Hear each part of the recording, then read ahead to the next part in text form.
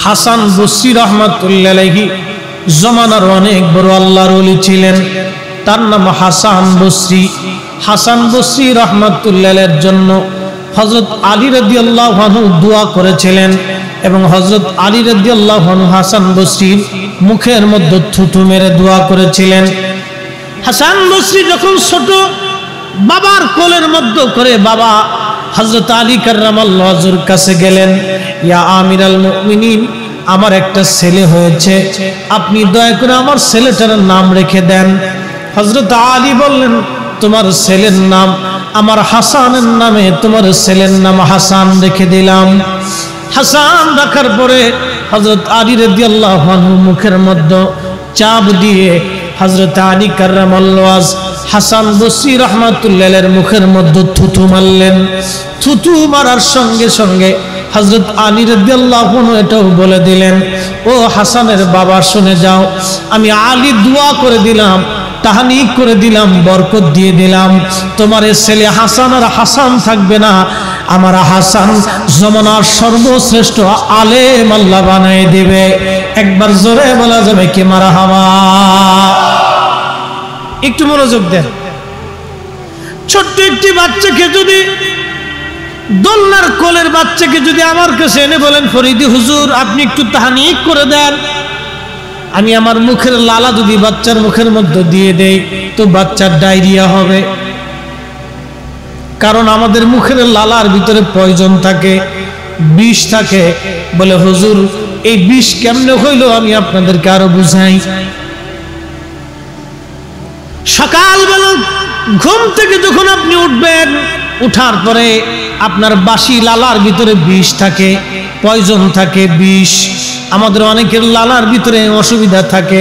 এই জন্য আল্লাহর নবী বলেন, উম্মত প্রত্যেক 5 ওয়াক্ত নামাজের আগে তোমরা মেসওয়াক করো। 5 ওয়াক্ত আযান নামাজের আগে মেসওয়াক আল্লাহর নবীর সারা জীবনের সুন্নত। এই সুন্নতটা পালন করার চেষ্টা করবেন। মেসওয়াক খুব দামি একটা ইবাদত। হযরত আলী রাদিয়াল্লাহু আনহু তাহনিক করলেন, কারণ তাদের জবান আর আমাদের জবান এক জবান না। তাদের তাহনিক আর আমাদের তাহনিক এক তাহনিক না। তাদের বরকত আর আমাদের বরকত এক বরকত না। হযরত আলী থুতু মেরে দিয়ে বললেন, যাও তোমার ছেলে জমানার সবচেয়ে বড় আলেম হবে। পৃথিবীর মধ্যে সবচেয়ে বড় আলেমদের মধ্যে একজন আলেম হাসান বসরি। কিতাবের মধ্যে এমন কোন কিতাব নাই যে কিতাবে হাসান বসরির নাম না লেখা আছে। একবার জোরে বলা যাবে কি মারহাবা?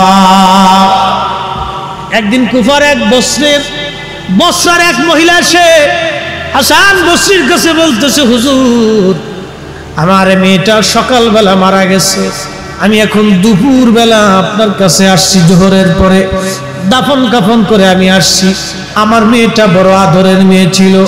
ও আল্লাহর ওলি, আপনি দয়া করে বলে দেন আমার মেয়েটা জান্নাতি না জাহান্নামী আমি কি করে বুঝবো? মা এসে বলতেছে, হুজুর আপনি বলেন আমার মেয়ে জান্নাতি না জাহান্নামী? অ্যাটেনশন, ঘটনাটা খুব ইম্পর্টেন্ট। জান্নাতি না জাহান্নামী? হাসান বসরি ডাক দিয়ে বলেন, মা আপনার মেয়ে সকালবেলা মারা গেছে, আপনি জানাজা দিয়ে কমপ্লিট করে কবরস্থ করে এই জোহরের পরে আপনি আসছেন আমার কাছে জানার জন্য মেয়ে জান্নাতি না জাহান্নামী। তবে হ্যাঁ, আপনাকে একটা পরামর্শ দিয়ে দেই, আল্লাহ আপনাকেই দেখাই দিবে আপনার মেয়ে জান্নাতি না জাহান্নামী। তবে আপনি বাড়ি চলে যান, রাত্রিবেলা এশার নামাজ পড়ার পরে আপনি অতিরিক্ত 4 রাকাত আপনি নফল নামাজ পড়বেন। অতিরিক্ত 4 রাকাত নফল নামাজ পড়ে ওযু হালতে ওই অবস্থায় তারপরে প্রথম রাকাতে সূরা ফাতিহার সাথে সূরা তাকাসুর পড়বেন, দ্বিতীয় রাকাতেও তাকাসুর পড়বেন, তৃতীয় রাকাতেও তাকাসুর পড়বেন, চতুর্থ রাকাতেও আপনি তাকাসুর পড়বেন। 4 রাকাত নফল নামাজ পড়বেন সূরা ফাতিহার সাথে সূরা তাকাসুর। আল্লাহাকুমুত তাকাসুর হাত্তা সুরতুমুল মাকাবির। আল্লাহ কুরআনে বললেন, সম্পদ অর্জন করতে গিয়ে মানুষ প্রতিযোগিতায় আমি আল্লাহকে ভুলে গেছে। সম্পদ অর্জন করতে যাইয়া প্রতিযোগিতা করতে যায় মানুষ আমি আল্লাহকে ভুলে গেল। কত সময় ভুলে থাকবে? হাত্তা যুরতুমুল মাকাবির, কবর পর্যন্ত ভুলে থাকবে, এরপরে আর কোনো সুযোগ নাই। কত সময় কবর পর্যন্ত ভুলে থাকবে, এরপরে আর সুযোগ নাই।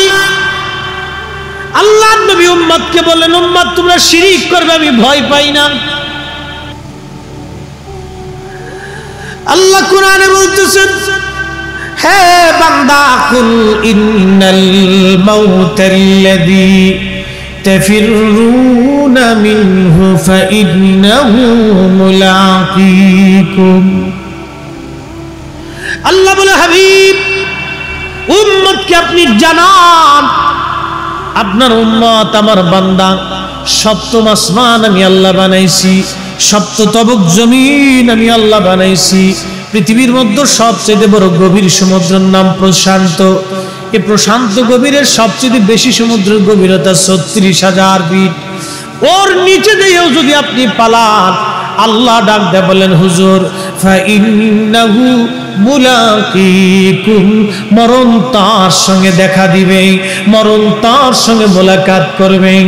আপনার বাড়ি যদি আসমান জগতে হয়, হযরত ইদ্রিস আলাইহিস সালাম আল্লাহর একজন নবী ছিলেন, তিনি ইদ্রিস আলাইহিস সালামের সাথে ফেরেশতার বন্ধুত্ব। ফেরেশতা আসছে, বলল, ও ফেরেশতা আমি একটু আসমানে ঘুরে দেখতে চাই, আপনি আমাকে নিয়ে যান। ফেরেশতা আসমানে নিয়ে গেল। চতুর্থ আসমানে যাওয়ার পরে হযরত ইদ্রিস আলাইহিস সালাম ফেরেশতাকে বললেন, ফেরেশতা আজরাইলের সাথে আমার একটু কথা বলার দরকার। ওই রাস্তা দিয়ে আজরাইল আলাইহিস সালাম যাচ্ছিলেন, ফেরেশতা তাকে সালাম দিলেন, ওগো মালাকুল মউত আপনার সঙ্গে আমার কিছু কথা আছে। বলে, কি কথা? আমার ঘাড়ের পিঠের উপরে দুই পাখার মধ্যে আল্লাহর নবী ইদ্রিস আলাইহিস সালাম বসে আছে। ও আজরাইল, আপনি হযরত ইদ্রিস আলাইহিস সালাম আপনার সাথে কথা বলতে চায়। হযরত আজরাইল আলাইহিস সালাম ডাক দিয়ে বলেন, হাই হাই, বলেন কি? ইদ্রিস আলাইহিস সালামকে তো আমি তালাশ করতেছি। বাজান মা এসে বলতেছে, ওগো আল্লাহর ওলি হাসান বসরি, বলেন আমি কি করব? বলে, মা আপনি রাত্রিবেলা এশার নামাজ পড়ার পরে আপনি 4 রাকাত অতিরিক্ত নফল নামাজ পড়বেন। প্রথম রাকাতে তাকাসুর পড়বেন, দ্বিতীয় রাকাতেও তাকাসুর, তৃতীয় রাকাতেও তাকাসুর, চতুর্থ রাকাতেও তাকাসুর পড়বেন। পড়ার পরে ও মা তাসবিহ খানা হাতে নিয়া আপনি দুরূদ শরীফ পড়তে থাকুন, পড়তে পড়তে আপনি ঘুমায়ে পড়বেন। ঘুমের মধ্যে আমার আল্লাহ আপনাকে দেখাবে আপনার মেয়েটা জান্নাতি না জাহান্নামী। একবার জোরে বলবেন সুবহানাল্লাহ। দুনিয়ার থেকে আপনার বাবা জান্নাতি না জাহান্নামী সেটা দেখা যাবে, কিন্তু জায়গা মতো আমল করা লাগবে, সূত্র মতো আপনাকে আমল করা লাগবে। সূত্রের বাহিরে গেলে কিন্তু কাজ হবে না রে বাবা, সূত্রের বাহিরে গেলে কোনো কাজ হবে না। হাসান বসরি বলে দিলেন, মহিলা চলে গেল রাত্রিবেলা, এশার নামাজ পড়ে তাকাসুর দিয়ে 4 রাকাত নফল নামাজ পড়ল। 4 রাকাত নফল নামাজ পড়ার পরে হাসান বসরির নিয়ম অনুযায়ী নামাজ আমল করার পরে তাসবিহখানা হাতে নিয়ে ওই মহিলা দুরূদ শরীফ পড়তে লাগলেন। পড়তে পড়তে পড়তে পড়তে ঘুমিয়ে পড়লেন। স্বপ্নের মধ্যে দেখতেছে তার মেয়েটা জাহান্নামের লেলিহান শিখা আগুনের মধ্যে দাউ দাউ করে জ্বলতেছে। জাহান্নাম কত কঠিন জায়গা, বাপরে বড় জটিল ও কঠিন জায়গা। একদিন সহিহ বুখারীর মধ্যে আসছে, নবীজি হঠাৎ করে বললেন, সাহাবীরা তোমরা কি জানো একটা শব্দ হয়েছে কিসের? সাহাবীরা বলেন, আল্লাহু রাসূলুহু আলাম, আল্লাহ এবং তার নবী ভালো জানে। আল্লাহর নবী বলেন, আমার আল্লাহ 70 বছর আগে একটা পাথর জাহান্নামের উপর থেকে নিক্ষেপ করেছিল ফেরেশতা মালিক। এই পাথরখানা আজকে জাহান্নামের তলদেশে যায় পড়ছে, যার কারণে ওই আওয়াজটা আমি নবী নিজ কানে শুনতে পারলাম। একবার জোরে বলা যাবে কি আল্লাহু আকবার। জাহান্নাম কত বিরাট, কত কঠিন জায়গা।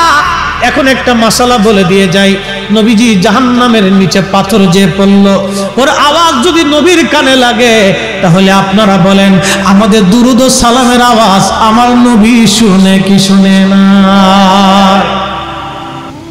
খুব মনোযোগ দিয়ে নবীজি ডেকে বললেন, সাহাবীরা জাহান্নাম কত কঠিন জানুনি? জাহান্নাম কত কঠিন আরো বলি। জাহান্নামের উপর থেকে একজন মানুষকে ফেলে দিবে ফেরেশতারা। ওই যে মানুষটা পড়তে পড়তে পড়তে পড়তে 1 আর 2 বছর পর্যন্ত যাবে না, 70,000 বছর লাগবে জাহান্নামের নিচে যাইতে। একবার জোরে বলা যাবে কি সুবহানাল্লাহ? বলবেন হুজুর এই কথায় সুবহানাল্লাহ কেন পড়াইলেন? সুবহানাল্লাহ আশ্চর্য ঘটনা শোনার পরে সুবহানাল্লাহ বলতে হয়। জাহান্নামের উপর থেকে নিচ পর্যন্ত যাবে, এটা অনেক বড় আশ্চর্য। 1 আর 2 বছর লাগবে না, 70,000 বছর দরকার। তার মানে বোঝা গেল জাহান্নাম থেকে পালানোর রাস্তা আছে, সুযোগ আছে? কোন সুযোগ? জাহান্নাম থেকে পালানোর মতো কোনো সুযোগ নাই। ও আল্লাহর বান্দা, খুবই মনোযোগ। প্রজাপতির মুসলমান মাইকের আওয়াজ যত দূর যায়, ও মা বোনেরা ঘরের মধ্যে বসে বুঝতেছেন জান্নাত পেয়ে গেলেন। আমার বাবাজি না ভাবতেছেন বুঝি জান্নাত পেয়ে গেলাম। না না না, জান্নাত পাইতে হলে জান্নাতের বাগানে আসা লাগবে। জান্নাত পাইতে হলে আল্লাহকে খুশি করা লাগবে। হযরত হাসান বসরি অনুযায়ী আমল করার পরে মহিলা দেখতেছে তার মেয়েটা কঠিন জাহান্নামের লেলিহান শিখা আগুনের মধ্যে দাও দাও করে জ্বলতেছে। মা তো সহ্য করতে পারে নাই, তাহাজ্জুদ নামাজ পড়লেন, ফজরের নামাজ পড়ে হেঁটে হেঁটে হযরত আল্লাহর ওলি হাসান বসরি রাহমাতুল্লাহির দরবারে আসছে। হুজুর আপনি আমল দিয়েছিলেন, ওই আমল অনুযায়ী আমি নামাজ পড়লাম, দুরূদ শরীফ পড়লাম। দুরূদ শরীফ এবং নামাজ পড়ার পরে আমি আমার মেয়েটাকে জাহান্নামের মধ্যে পাইছি। আমার মেয়েটা আমাকে দেখে মা মা বলে কাঁদতেছে। হুজুর আমার মেয়েটা জাহান্নামে, আমি মা কি করে বরদাস্ত করব বলে? হুজুর এমন কি কোনো নিয়ম আইন, এমন কি কোনো আমল আছে যে আমলের মাধ্যমে আমার মেয়েটাকে জাহান্নাম থেকে মুক্ত করা যায়? হুজুর এমন কি কোনো আমল আছে যে আমলের মাধ্যমে আমার মেয়েটাকে জাহান্নাম থেকে মুক্ত করা যায়? হাসান বসরি ডাক দিয়ে বলেন, মা রে আপনাকে কি করে বুঝাবো? আপনি বাড়ি চলে যান, বেশি বেশি করে আপনার মেয়ের নামে সদকা দিতে থাকেন, দান করতে থাকেন, দোয়া করতে থাকেন। দেখেন যদি কাজে লাগতে পারে। এই জন্য আল্লাহ বলেন, উদউনি আস্তাজিব লাকুম, বান্দারে তোমরা আমার কাছে চাও। ইন্নাল্লাযীনা ইস্তাকবিরুনা আন ইবাদাতি, আল্লাহ বলেন যদি আমার কাছে চাও আমি আল্লাহ তোমাকে দিব। আর যদি না চাও, যদি দোয়া না করো, যদি আমি রব্বি করিমের দরবারে সারেন্ডার না করো, ও আমার বান্দারে ইন্নাল্লাযীনা ইস্তাকবিরুনা আন ইবাদাতি ইবাদাতি সায়াদখুলুনা জাহান্নামা দাখিরিন, আমি তোমাকে জাহান্নামের মধ্যে পাঠাবো যদি তুমি আমি আল্লাহর ইবাদতে না আসো, যদি আমি আল্লাহর দোয়ায় না বসো, যদি আমি আল্লাহর জিকিরে তুমি না আসো, যদি আমি আল্লাহর নামাজে না আসো, যদি রোজার মধ্যে না আসো, যদি যাকাতে হজে না আসো, যদি আমি আল্লাহর বিধানে আইনে আমলে আখলাকে না আসো, আমি আল্লাহ সায়াদখুলুনা জাহান্নাম, তোমাকে জাহান্নামে পাঠাই দিব। দাখিরিন, বড় অপমান অপদস্থ করে তার মধ্যে প্রবেশ করাই দিব।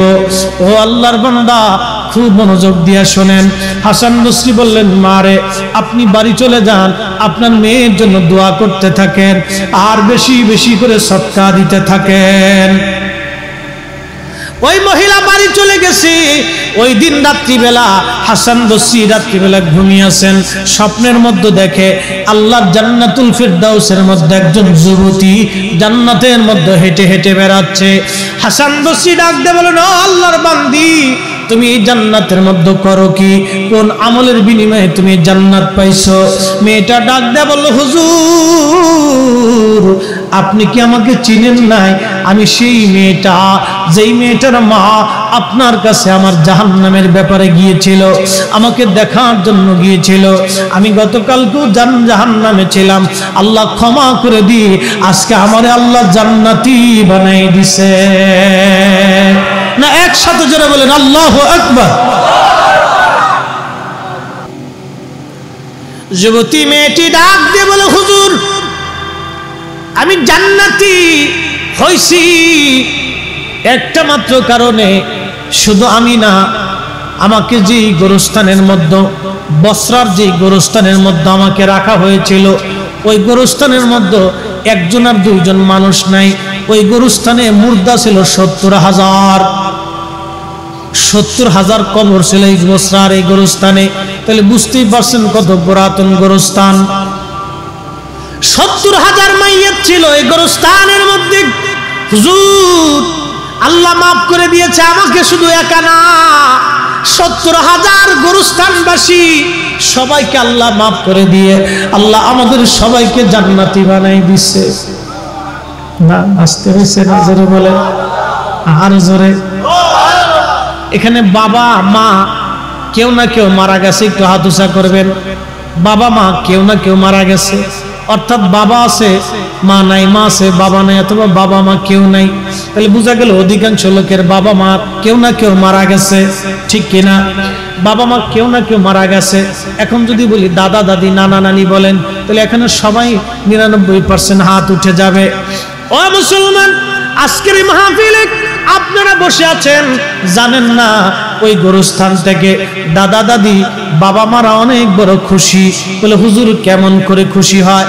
আপনার একটা ছোট্ট ছেলে বাড়ির মধ্যে আছে, ছোট্ট মেয়েটা বাড়িতে, আপনি বাড়ি বাহির থেকে বাজার থেকে বাড়িতে আসবেন, আসার সময় মাত্র 2 টাকার চকলেট, 5 টাকার ললিপপ, 10 টাকার বিস্কিট এগুলি পকেটে করে আপনি নিয়ে আসেন।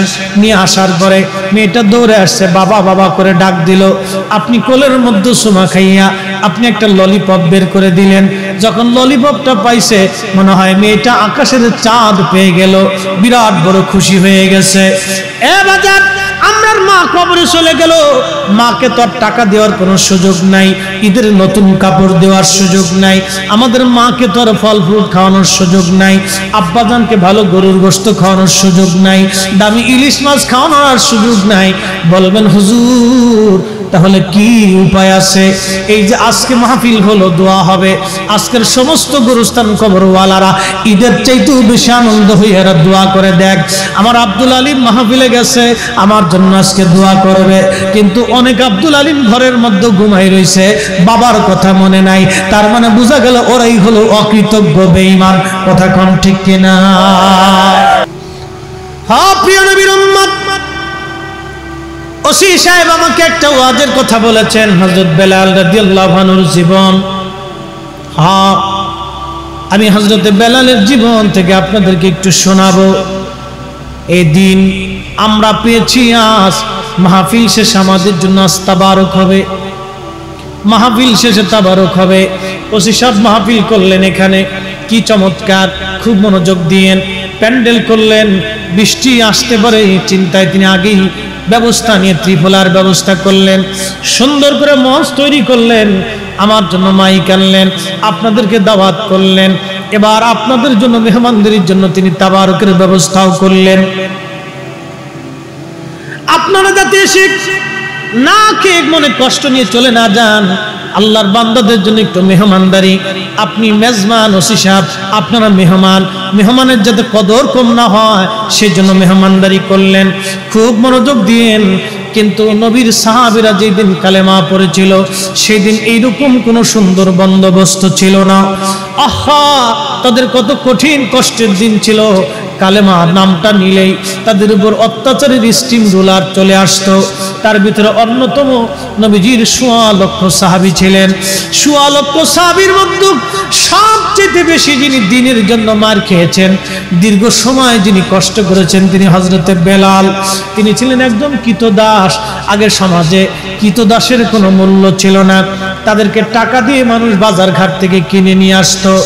একজন কৃতদাস সারা জীবন গোলামি করা লাগতো, সারা জীবন সে হাড় ভাঙ্গনি খাটা কাটতো। কৃতদাসের কোনো সম্মান সমাজের মধ্যে ছিল না। হযরত বেলাল ছিলেন কৃতদাস, কিন্তু নবীজি যখন কালেমার দাওয়াত দিলেন, কালেমার দাওয়াত দেওয়ার পরে, আল্লাহর নবীজির এই কালেমার দাওয়াত শোনার পরে নবীজির সুন্দর চেহারা দেখে, আদর্শ দেখে বেলাল কালেমা পড়ে ফেললেন। কিন্তু কালেমা তো পড়লেন, অত্যাচারের স্টিম রুলার বেলালের মাথায় চেপে বসলো। একে তো ছিল কৃতদাস, তারপরেও খুব গরিব মানুষ। এরপরও সে ইথিওপিয়ান, বর্তমান ইথিওপিয়া, কেনিয়া, এই অঞ্চলের মানুষ। কেনিয়াকে বর্তমান, আগের ইথিওপিয়াকে কেনিয়া বলা হতো, কেনিয়া এবং এই অঞ্চল সহ ঘানা, এই অঞ্চলটাকে আগে ইথিওপিয়া বলা হতো। আফ্রিকার এই অঞ্চলকে আগে ইথিওপিয়া বলা হতো। এই কেনিয়া, ইথিওপিয়া, ঘানা, এই সমস্ত অঞ্চলের মানুষ নিগ্রো, কালো। আহা, হযরত বেলাল এই অঞ্চলের মানুষ ছিলেন, কৃতদাস হয়ে তিনি আসছেন। আজকে তিনি কৃতদাস। হযরত বেলাল রাদিয়াল্লাহু আনহু, বেলাল রাদিয়াল্লাহু আনহুর মনিব ছিল উমাইয়া বিন খালদ। বড় দুর্দর্শ ছিল, বড় ডাকাত ছিল এবং খুব শক্ত মনের অধিকারী ব্যক্তি ছিল। হযরত বেলালকে বললেন, বেলাল কালেমা ছাড়বি না জীবন দিবি? বেলাল ডাক দিয়ে বলল, মনিব রে, জীবনের সব কিছু দিয়ে দিতে পারি, কিন্তু ঈমান আমি দেব না।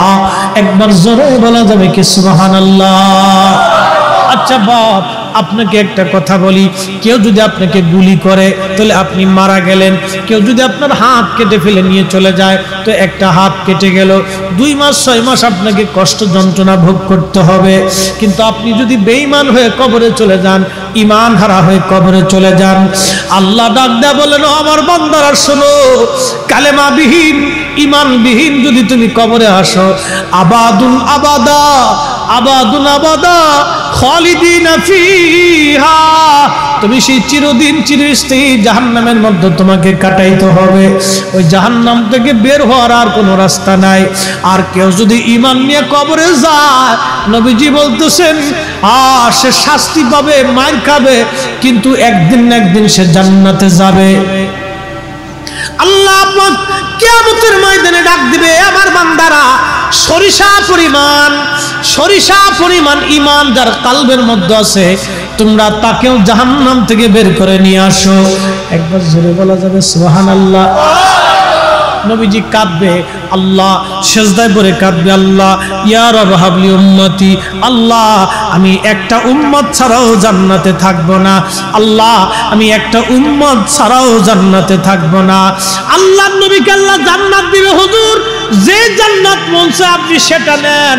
নবীজি জান্নাত থেকে বের হয়ে আবার আসবে, আল্লাহ আমার একটা উম্মত জাহান্নামে থাকা অবস্থায় আমি জান্নাতে থাকবো না, আমার উম্মত সব আমার দিয়ে দাও, আমি উম্মত নিয়ে জান্নাতে চলে যাব।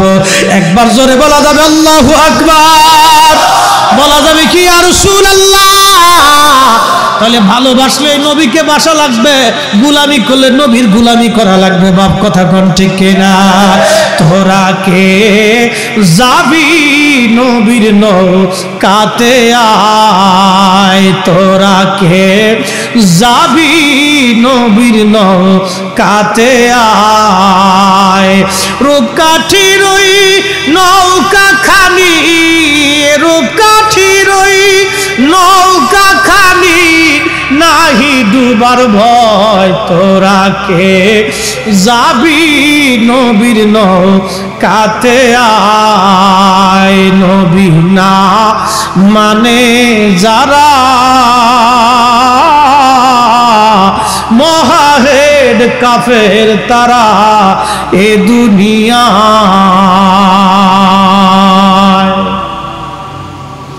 ও বাবা মুসলমান, কঠিন ওই মেহশরে নবীজি ডাক দিবি, ইয়া রব হাবলি উম্মতি, আল্লাহ আমার উম্মত বড় গুনাহগার, আমি নবী জান্নাতে থাকবো না, আমার একটা উম্মত জাহান্নামে থাকলে। আল্লাহ বলবো, হুজুর আপনি যান জাহান্নাম থেকে বেছে বেছে ঘুরে ঘুরে দেখে দেখে আপনার উম্মত বেছে বেছে নিয়ে আসেন। আল্লাহর নবী জাহান্নাম থেকে বেছে বেছে বেছে বেছে জাহান্নাম থেকে বের করে নিয়ে আসবে। নবীজি জাহান্নামে যাওয়ার পরে দেখবে একজন জাহান্নামী একবারে জাহান্নামের নিচে একটা পাথরের নিচে পড়ে লাল হয়ে গেছে, কাঁদতেছে, ইয়া রাসূলুল্লাহ, ইয়া হাবিবাল্লাহ, ইয়া রাসূলুল্লাহ, ইয়া হাবিবাল্লাহ বলে ডাকতেছে। ওই জাহান্নামীর উপরে পাথর পড়ে আছে। আপনারা জানেন পাথরের আগুন কিন্তু খুব ভয়াবহ আগুন, পাথরের আগুন খুব ভয়াবহ আগুন।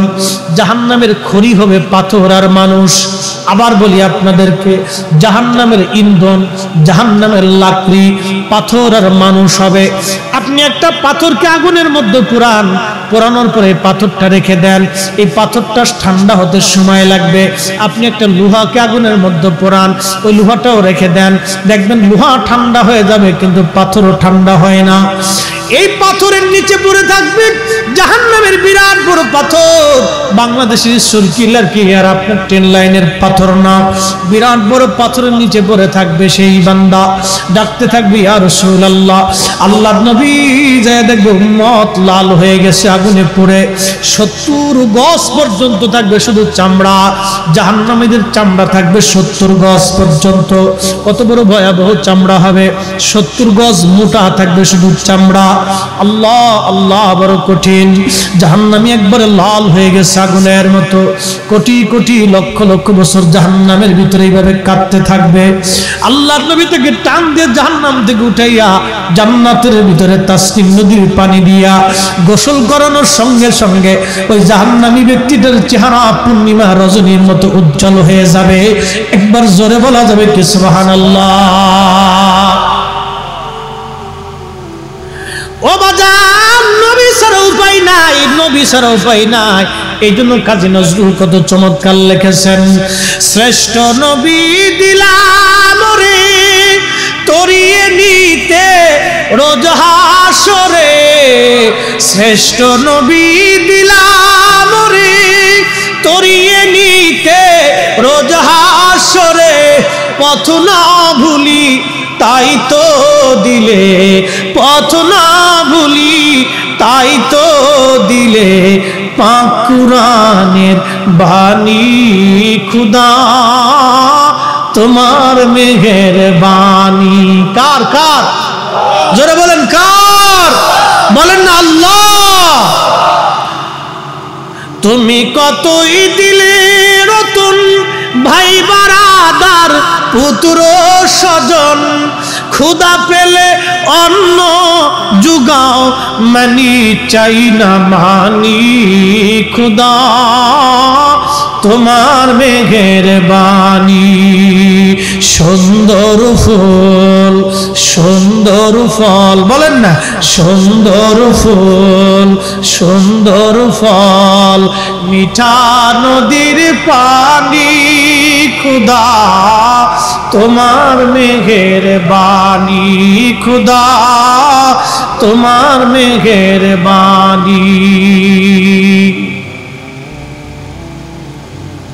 আবাজান মুসলমান, কালেমার জন্য সাহাবীরা কত কষ্ট করেছিল। বেলালের কথা বলছিলাম, হযরত বেলাল উমাইয়া তাকে মারতে লাগলো, কালেমা সারবি বলে না। তাহলে মারার ধরন কি ছিল আমি আপনাদেরকে বলি। মারার ধরনটা কত বড় ভয়াবহ ছিল। গলার মধ্যে রশি পেঁচিয়ে ছেলেদেরকে দিয়ে দেওয়া হতো। মক্কায় যারা গেছেন, হজে যারা গেছেন, বাগান কি হজে গেছিলেন না? আচ্ছা ঠিক আছে, ডাক্তার সাহেব হজে গেছেন, জানেন ওই সৌদি আরবের মরুর পথগুলি, পাথুরি রাস্তা কত বড় ভয়াবহ।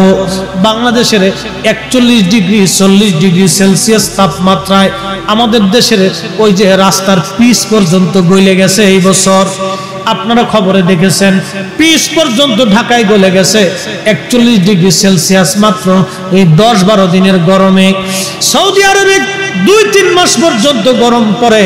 কি পরিমাণে গরম, 50-55 ডিগ্রি সেলসিয়াস পর্যন্ত ডিগ্রি তাপমাত্রা চলে যায়। এই প্রচন্ড গরমে হযরত বেলাল রাদিয়াল্লাহু আনহুর গলার মধ্যে রশি বেঁধে মক্কার ছেলেরা তাকে মক্কার অলিগলি দিয়ে টানতো।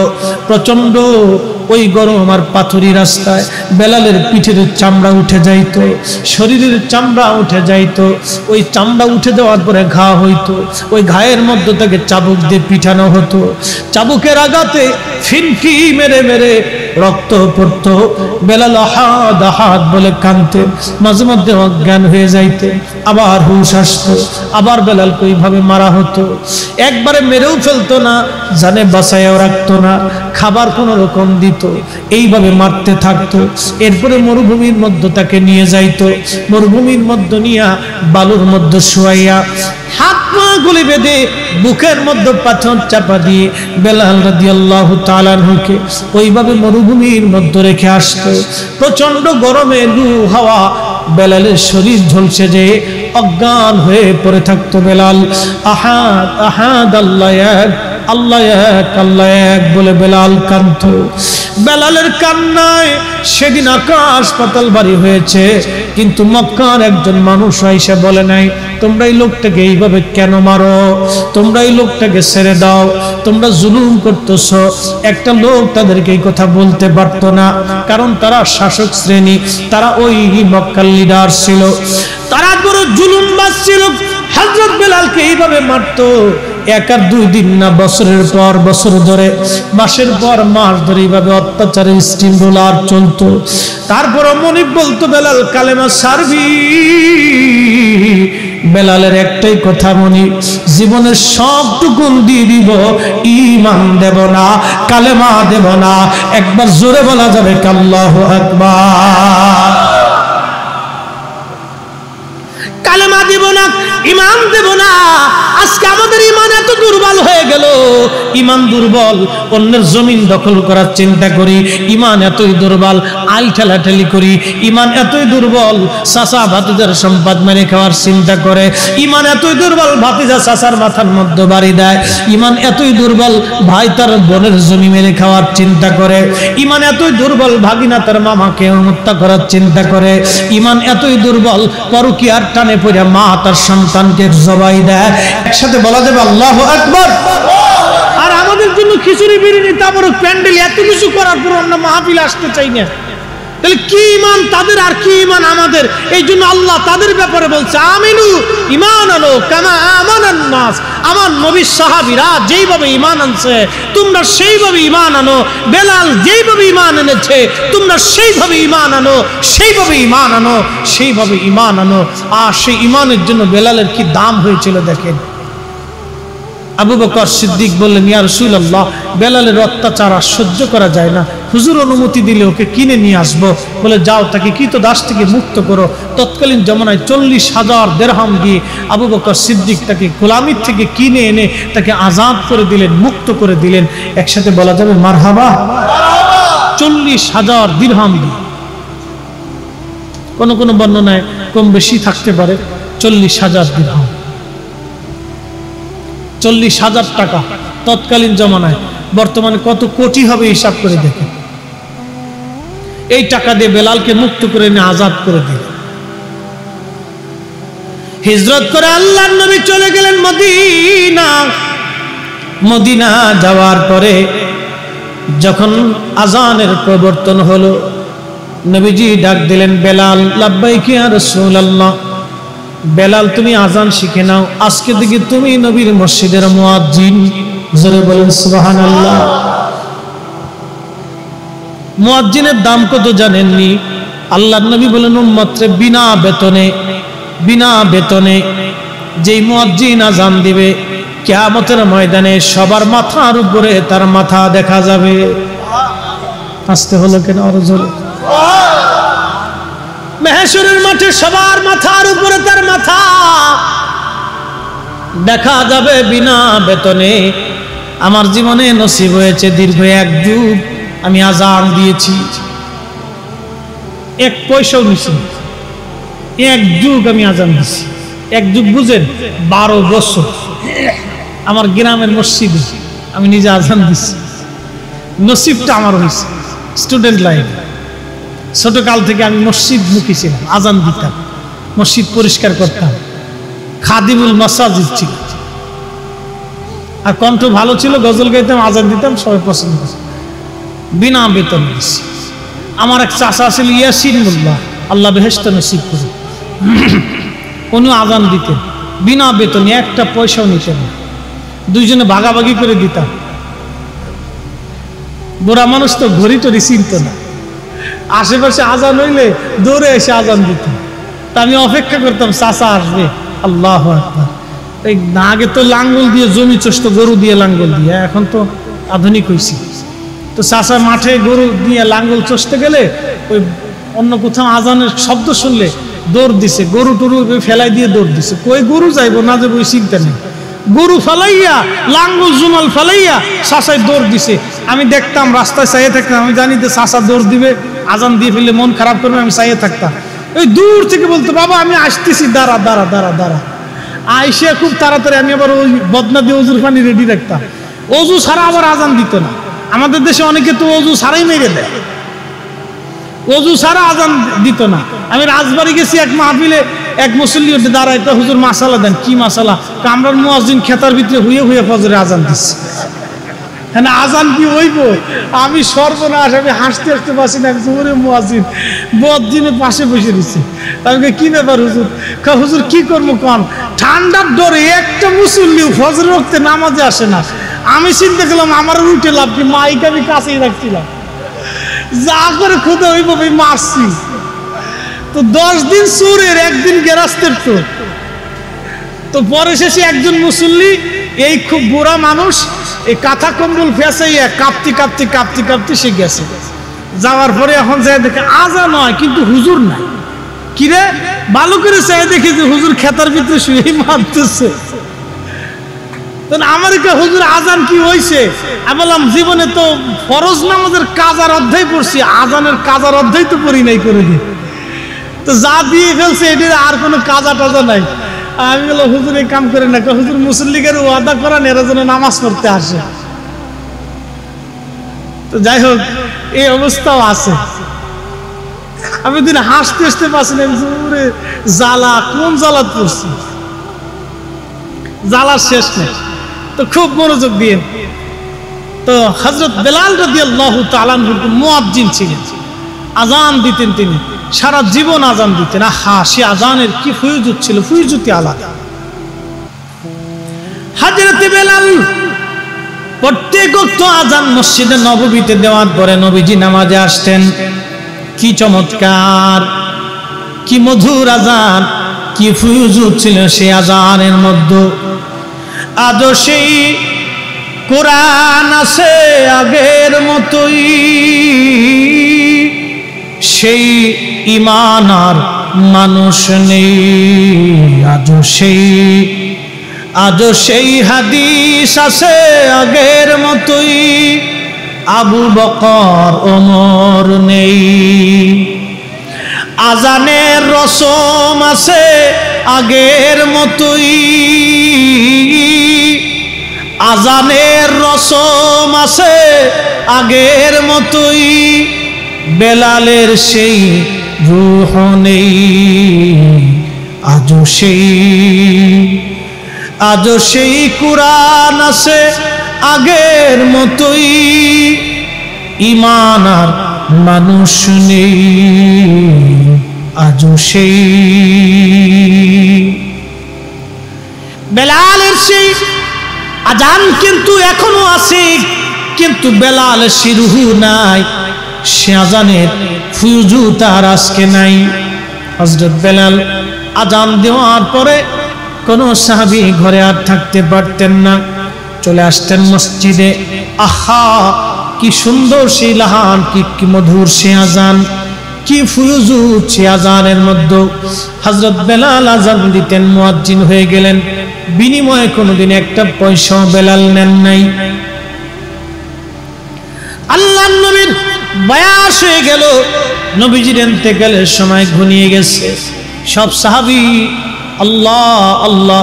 নবীজির ইন্তেকাল হয়ে যাওয়ার পরে সারা মদিনায় কান্নার রোল পড়ে গেল, এমনকি পশু পাখিরা পর্যন্ত নীরব হয়ে গেল। আপনি জানেন হাদিসে নববীর মধ্যে আসছে, যখন কোনো ঈমানদার মারা যায় তখন আসমান জগৎ কাঁদতে থাকে, জমিন জগৎ কাঁদতে থাকে, পশু পাখিরা কাঁদতে থাকে, গাছ তরুলতা পাতা গ্রহ নক্ষত্র সূর্য চন্দ্র তখন কাঁদতে থাকে। কারণ কি জানেননি? ঈমানদার আল্লাহর ওলিরা মারা যাওয়ার পরে তখন আল্লাহর প্রিয় বন্ধুরা, নবীর আশিকরা মারা যাওয়ার পরে এই তরুলতা পাতা গাছ বৃক্ষ আল্লাহর সৃষ্টিগুলি কাঁদতে থাকে। সাধারণ ইমানদারের বিয়োগ বেদনায় যদি আকাশের পাখিরা কাঁদে, নদীর মাছেরা কাঁদে, সমুদ্রের মাছেরা কাঁদে, গাছেরা কাঁদে, পশু পাখিরা কাঁদে, তাহলে আপনি বুঝেন তো রাহমাতুল লিল আলামিনের বিয়োধানে তিরোধানে দুনিয়া সৃষ্টির এমন কোন প্রাণী নাই সেই দিন না কেঁদেছিল। আসমান কেঁদেছিল, জমিন কেঁদেছিল, ফেরেশতারা কেঁদেছিল। আহা, নবীজির একটা বাহন ছিল, নাম কাসওয়া। এই কাসওয়া ছিল উট, যে উটের পিঠে চড়ে নবী হিজরত করে এসেছিলেন। এই উটটা পাগলের মতো হয়ে গেল। নবী নাই, বিরহ বেদনা উট কেমনে সহ্য করবে? প্রেম একটা আলাদা জিনিস, প্রেম একটা আলাদা জিনিস, প্রেম একটা আলাদা সাবজেক্ট। হৃদয়ের মধ্যে যদি কারো নবীর প্রেম আসে, হাজার দলিল দিয়ে এই প্রেম সরানো যায় না। কি কথা বলেন, ঠিক না বেঠে? আমরা যখন ইয়া নবী সালামু আলাইকা বলে দাঁড়াই, তখন আমাদের কলিজার ভিতরে ভালো লাগে, স্বাদ লাগে। এই স্বাদ আমি আপনাকে বুঝাইতে পারবো না যারা মানে না। কি কথা বলেন, ঠিক কিনা? এই জন্য হাজার বেদাতের দলিল দেন, আমরা ছাড়বো না। কারণ নবীর সালামের ভিতরে আলাদা লজ্জত আছে। সালাম যেহেতু দিব তো দেওয়ার মতোই দিব, দিব যেহেতু তাজিমের সাথেই দিব। ওই নবীর সালাম বেতাজিম আমরা দিতে পারবো না। লক্ষ কোটি টাকাও যদি দিয়া বলেন ফরিদি সাহেব আপনি বসে বসে সালাম দেন, আল্লাহর কসম করে বলি কোটি টাকা দিলে আমি বসে সালাম দেব না। আমাকে দাঁড়াইতেই হবে। সালাম দিলে দাঁড়াবো, না দিলে এটা আলাদা সাবজেক্ট, দিলাম না সেটা অন্য বিষয়। কিন্তু যদি সালাম দেই তাহলে আমাকে দাঁড়াইতেই হবে।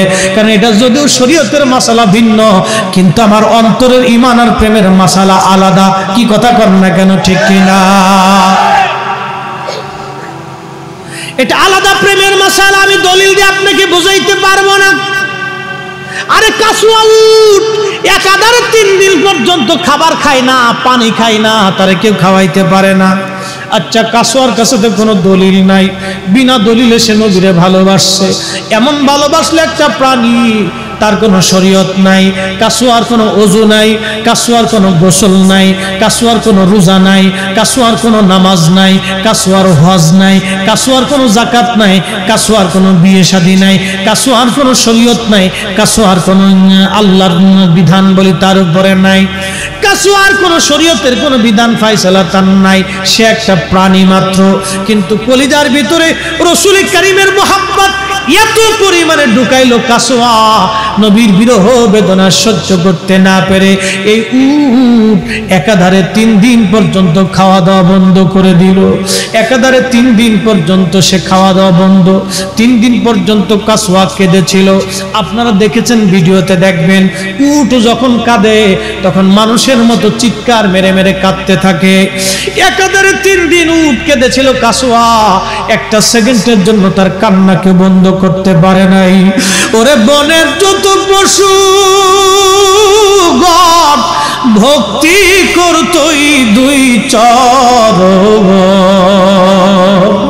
বনের যত পশু গণ ভক্তি করতই 2 চরণ, মেঘমালা ছায়া দিত গাই গো নবীজি, আপনাকে দেখিবার মনে চায়, কোন সাধনে দেখিব আপনাই গো নবীজি, আপনাকে দেখিবার মনে চায়।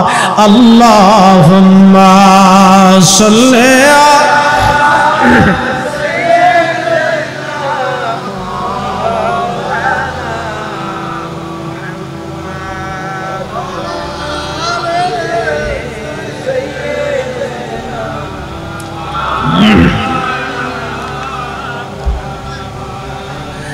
এই কাসওয়া উট 3 দিন পরে মদিনার মধ্যে একটা কুয়া ছিল। সেই কুয়াটা আমি উমরাতে যাওয়ার পরে দেখে আসছি। বিরাট বড় কুয়া। এই কুয়ার মধ্যে ঝাঁপিয়ে পড়ে কাসুয়া আত্মহুতি দিয়েছিল। কারণ কাসুয়া আত্মহত্যা করতে পারে, তার কোনো শরীয়ত নাই, যেন সে আত্মহুতি দিয়ে সহ্য করতে না পেরে, বিরহ বেদনা সহ্য করতে না পেরে কাসুয়া আত্মহুতি দিয়েছিল। আল্লাহর নবীর সঙ্গে সে চলে গিয়েছিল। নবীজি বললেন 10টা প্রাণী বস্তু আল্লাহর জান্নাতে যাবে, তার ভিতরে কাসুয়া হলো অন্যতম। কিয়ামতের মাঠে আমি আমার কাসুয়াকে নিয়ে আমি আল্লাহর নবী আগে ফুলসিরাত পার হইয়া আমি জান্নাতে চলে যাব। একবার জোরে বলা যাক আল্লাহু আকবার। প্রেম তো মরে না, প্রেম তো মরে না, নবীর প্রেমিক যারা দিশেহারা মরণের ভয় করে না, প্রেম তো মরে না। এই জন্য আল্লাহর নবী সহিহ বুখারীতে বলেন, লা ইউমিন, ইমানদার হবা না, হাত্তা আকুনা আহাব্বা ইলাইহি মিন ওয়ালিদিহি ওয়া ওয়ালাদিহি ওয়ান নাসি আজমাইন। তুমি তোমার সন্তান সন্ততি, পিতা মাতা, ছেলে মেয়ে, বাবা মা সব কিছুর চাইতে বেশি ভালোবাসতে হবে। আচ্ছা, আপনাদেরকে একটা কথা বলি, জবাব দিবেন। একটা মা তার সন্তানকে কেমন করে ভালোবাসে? মাঝে মধ্যে ডিসকভারি চ্যানেল দেখবেন, একটা গাভীর বাচ্চা হয়েছে, বন্য গাভী। এই বাচ্চাটা ধরার জন্য বাঘ আসছে, ওই মা গাভীটা বাঘের সাথে মারামারি করে। কি কথা কন না কেন? ওই মা গাভী যদি চিন্তা করতো আমি পালাই চলে যাই, আমি নিজে বাঁচি, কিন্তু না, দেখবেন তার বাচ্চাটাকে বাঁচানোর জন্য একটা মা গাভী বাঘের সাথে মারামারি করে শেষ পর্যন্ত নিজের জীবনটাও দিয়ে দেয়। তার মানে ওই মা গাভীটা কলিজার ভিতর থেকে তার বাচ্চাকে ভালোবাসে, বাহির থেকে না। আমাদের অন্যান্য সবার ভালোবাসা বাহির থেকে হতে পারে, কিন্তু একটা মা তার সন্তানকে কলিজার ভিতর থেকে ভালোবাসে। একবার জোরে বলা যাবে কি সুবহানাল্লাহ? এই ভালোবাসা কে দিছে? কে দিছে? যদি আল্লাহ না দিতেন তাহলে লাথি সবর খাইতে খাইতে, মার খাইতে খাইতে জীবন চলে যাইতো। তারপর আমাদের কৃতজ্ঞতা নাই, আমাদের শুকরিয়া নাই, এরপর আমাদের কৃতজ্ঞতা নাই, আমাদের ইনসাফ নাই। ও বন্ধু, আল্লাহর নবী ডাক দিয়ে বলেন, উম্মত তোমরা শোনো, ঈমানদার হবা না। তুমি যে এরকম তোমার কলিজার ভিতর থেকে সন্তানকে ভালোবাসো, তার চেয়ে বেশি ভালোবাসা আমাকে বাসতে হবে। সুবহানাল্লাহ কর। এই দেখেন, শর্ত দিয়ে দিছে, আপনি আপনার সন্তানটাকে কলিজার ভিতর থেকে যেরকম ভালোবাসেন, তার চেয়ে বেশি ভালোবাসা নবীকে দিতে হবে। লা ইউমিন আহাদুকুম হাত্তা আকুনা আহাব্বা ইলাইহি মিন ওয়ালিদিহি ওয়া ওয়ালাদিহি ওয়ালিদিহি ওয়া ওয়ালাদিহি। সন্তান সন্ততি, পিতা মাতা, বাবা মাকেও মানুষ কলিজা দিয়ে ভালোবাসে, সন্তানকে কলিজা দিয়ে ভালোবাসে, ভিতরের গভীর থেকে বাসে। নবী বলেন, উম্মত তুমি তোমার সন্তানকে হৃদয়ের গভীর থেকে যেরকম ভালোবাসো, আমি নবীকে তার চাইতে বেশি বাসতে হবে। যদি বেশি ভালোবাসার দাবি করেন, তাহলে ইয়া নবী সালাম আলাইকা বললে বসে থাকা যাবে না, দাঁড়াইতেই হবে। কি কথা বলেন, ঠিক না বেটে? দাঁড়াইতেই হবে আপনাকে। যদি ভালোবাসার দাবি করেন যে ভালোবাসি, তো দাঁড়াইতে হবে আপনাকে। এটা হলো ব্যাখ্যা, বুঝে যাওয়াটার জন্য। হাদিসের ব্যাখ্যা বাস্তবতা থেকে আপনাকে বুঝাইলাম। বুখারী শরীফের হাদিস, আমার বানানো হাদিস। কষ্ট হচ্ছে আপনাদের? একসাথে বলা যাবে আল্লাহু আকবার। মাশাআল্লাহ, আপনারা ধৈর্যের সাথে বহু সময় বসে রয়েছেন, 1.5 ঘন্টা হয়ে গেছে। মাশাআল্লাহ, যা হোক, আলহামদুলিল্লাহ। এই মানুষ বেশি হইলে মাহফিল কবুল হয়, তার কিন্তু গ্যারান্টি নাই। 3 জনও মাহফিল কবুল হয়েছে, বান্দার ইখলাসের উপর নির্ভর করে। কি কথা বলেন, ঠিক কিনা? ইখলাসের উপর নির্ভর করে। অনেক জায়গা আছে মাহফিল সাজাইছে, বৃষ্টি হতে বলে হুজুর আইসেন না, মাহফিল বৃষ্টি হয়েছে আর হবে না। কিন্তু ওসি সাহেব চিন্তা করছে, বৃষ্টি বাদলের দিন আগেই ব্যবস্থা করে রাখছে, তারপরও চিন্তা করছে বৃষ্টি বাদল তুফান যা হবে হবে, মাহফিল হবে। মাশাআল্লাহ, এটা ইখলাস। এটা ইখলাসের জন্য বান্দার মাহফিলকে আল্লাহ মঞ্জুর করে। মাশাআল্লাহ, কোটি কোটি মানুষ। আচ্ছা, আপনাকে একটা কথা বলি, জবাব দিন। আমার মাহফিল শোনার জন্য 1 লক্ষ মানুষ আসছে, ধরেন 1 লক্ষ মানুষ আসছে আমার ওয়াজ শোনার জন্য। 1 লক্ষ মানুষ ওয়াজ শুনে গেল, একটা লোক ওয়াজ বাড়ি নিল না। আমার ওয়াজের কি দাম আছে? কোন দাম আছে? আমার ওয়াজ শোনার জন্য 10 জন আসছে, 10 জনের ভিতরে 2 জন ওয়াজ নিয়ে বাড়ি গেছে। 1 লক্ষ মানুষ আসার যা উপকার না হয়েছে, এই 10 জন আসলে তার সাথে হাজারো বিলিয়ন কোটি গুণ বেশি উপকার হয়েছে। কি কথা কর না কেন? এই জন্য মাহফিলের লক্ষ লক্ষ মানুষ হইলি মাহফিল কবুল হয়ে গেল, সাকসেসফুল, এটা হলো সেটা হলো, তা কিন্তু না।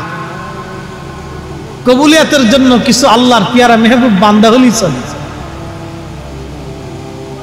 তো যাই হোক, যে কথা বলছিলাম, ভালোবাসাটা এরকম গভীর থেকে। তো বেলাল রাদিয়াল্লাহু আনহু রাসূলকে ভালোবাসছিলেন অন্তরের ভিতরের গভীর থেকে। কাসওয়া চলে গেল, বিরহ বেদনা সহ্য করতে না পারে। এই আমি জানি প্রেমে পাগল, সে তো মদিনা। আমি জানি প্রেমে পাগল, সে তো মদিনা। প্রেমানলে পুরে মরি, প্রেমানলে পুরে মরি, ওহে রব্বানা। আমি জানি প্রেমে পাগল, সে তো মদিনা। আমি জানি প্রেমে পাগল, সে তো মদিনা। বাজান, ঘটনাটা বলি, দুয়ার দিকে চলে যাব। হযরত বেলাল, নবীজির ইন্তেকাল হয়ে গেল। ইন্তেকাল মোবারক হয়ে যাওয়ার পরে আর বেলাল কোনোদিন আজান দেন নাই। আবু বকর একদিন ডেকে বলেন, বেলাল আজান দাও। বেলাল আবু বকরকে বলেন, আবু বকর, আপনি কি আমাকে কিনেছিলেন আপনার নিজের জন্য না আল্লাহর জন্য? আবু বকর বলেন, বেলাল রে, আমি তোমাকে হাজার হাজার দিরহাম দিয়ে উমাইয়ার কাছ থেকে কিনে এনে আজাদ করেছিলাম আল্লাহকে খুশি করার জন্য। বেলাল বলেন, আবু বকর, তাহলে আপনি আমার স্থানে আমাকে ছেড়ে দেন, আমি আজান দিতে পারবো না। আপনারা যতই বলেন আমি আজান দিতে পারবো না, আজান দিও আমার পক্ষে সম্ভব না। তার মানে আগে আজান দিলে নবী দেখতো, এখন আজান দিলে বেলাল আর নবী দেখে না।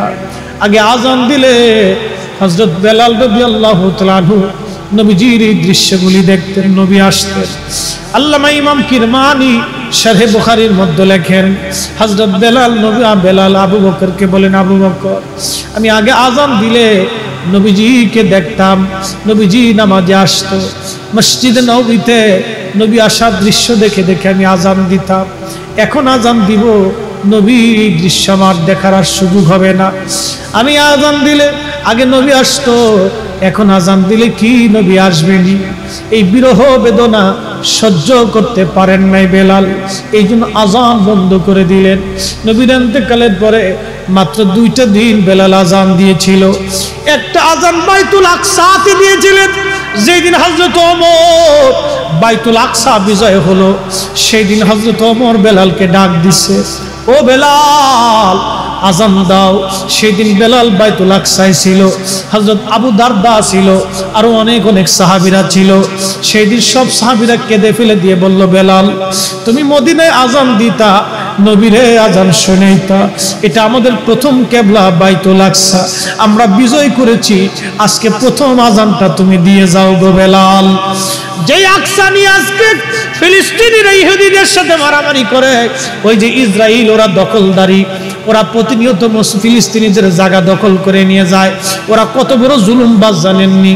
ফিলিস্তিনের মানুষেরা রাত্রিবেলা ঘুমাই রইছে, জমিন আপনার, ঘর আপনার, সকালবেলা আইসা কতটা ঘর থেকে বের হয়ে যা, এই জমিন আমাদের দরকার হবে, আমাদের লাগবে। ইহুদিরা এইরকম ফিলিস্তিনিদেরকে ঘর থেকে বের করে জোর করে তাদের জমি জমা দখল করে তারা নিয়ে চলে যায়। এই জন্য ওরা জুলুমবাজ, দখলদার। আল্লাহ ওদের ফিতনা থেকে আল্লাহ হেফাজত করুক। ওই ইসরাইল ফিল তেল আবিবি ইয়াজিদ ইয়াজিদ আপনার আসবে, এই আপনার কি বলে দাজ্জাল আসবে। ওই ইসরায়েলের তেল আবিব যে শহরটা, এই শহরে দাজ্জালকে হত্যা করা হবে। হযরত ঈসা রুহুল্লাহ ওইখানে তাদেরকে হত্যা করবে। এই ইহুদিরা হবে দাজ্জালের প্রধান সেনা সদস্য। শুনে রাখেন মুসলমান, ইহুদিরা দাজ্জালের সেনা সদস্য হবে, সারা পৃথিবীর সব ইহুদিরা দাজ্জালের সৈন্য হবে। ওই তেল আবিব ইসরায়েলে তাকে হত্যা করা হবে। একবার জোরে বলা যাবে কি আল্লাহু আকবার? ওরে মাইকেলা, হ্যাঁ তবে চেঞ্জ করে দিই। দুরূদ শরীফ পড়ি, আল্লাহুম্মা সাল্লি আলা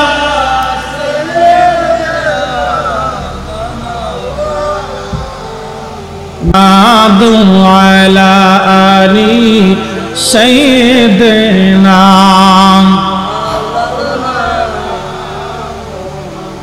একটু জিকির করি, লা ইলাহা, জোরে লা ইলাহা, হো লা ইলাহা,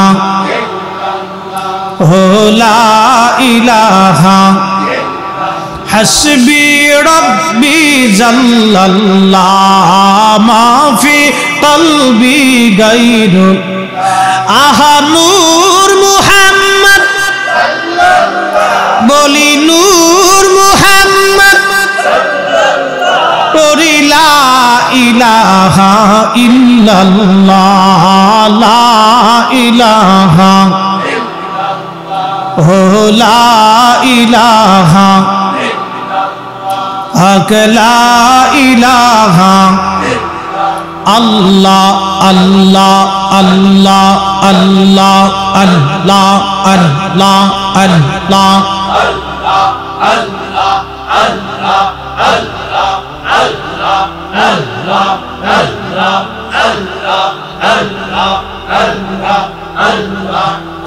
বজবো রে ডুবলো বেলা দেখনা চাহিয়া, আল্লাহ আল্লাহ পর পারের ডাক পড়িলে, পর পারের ডাক পড়িলে পার হবি তুই কি লইয়া, ওরে পার হবি তুই কি লইয়া।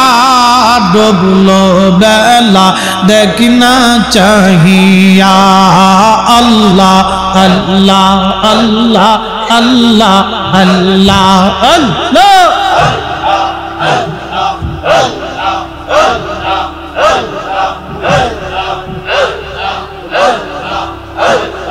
সাদের জীবন হেলায় হেলায় শেষ হইতে চলিল, নামাজ রোজা জিকির ফিকির কিছুই নাহি হইল। রং তামাশাই দিন কাটাইলা, রং তামাশাই দিন কাটাইলা, আল্লাহ তালাশ করলা না। ডুবলো বেলা দেখনা চাহিয়া, আল্লাহ আল্লাহ আল্লাহ আল্লাহ আল্লাহ।